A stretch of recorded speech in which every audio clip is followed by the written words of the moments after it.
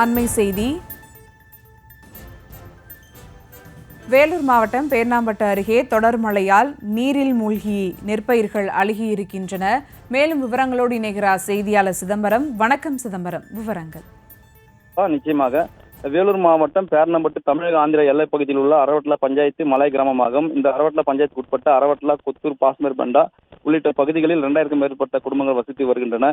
இங்கே பெரும்பாலான விவசாயத்தை நம்பியே வாழ்ந்து வருகின்றன. இந்த நிலையில் கடந்த சில நாட்களாக பெய்து வந்த தொடர் கனமழை காரணமாக தமிழக ஆந்திர எல்லைப் பகுதியில் உள்ள அரவட்லா மலைப்பகுதியில் வெள்ளப்பெருக்கு ஏற்பட்டு அந்த பகுதியில் உள்ள நீர்நிலைகள் உயர்ந்து ஏரி, குளம், குட்டைகள் நிரம்பியது. இந்த நிலையில் அரவட்லா ஏரி நிரம்பி ஏரியிலிருந்து வெளியேறும் உபரி நீர் மதகு கால்வாயில் வெள்ளப்பெருக்கு ஏற்பட்டு 100 ஏக்கரில் பயிரிடப்பட்டு அறுவடைக்கு தயாராக இருந்த நெல் பயிர் தண்ணீரில் மூழ்கி அழுகி நாசமானது. இதனால் விவசாயிகள் பெரும் சிரமத்திற்கு ஆளாகினார்கள். மேலும் மலை கிராமத்தில் பயிரிடப்பட்டு அறுவடைக்கு தயாராக இருந்த நெல் பயிர் தண்ணீரில் மூழ்கி நாசமான பயிருக்கு உரிய இழப்பீடு வழங்க வேண்டும் என வருவாய்த்துறைக்கு விவசாயிகள் கோரிக்கை வைக்கின்றனர்.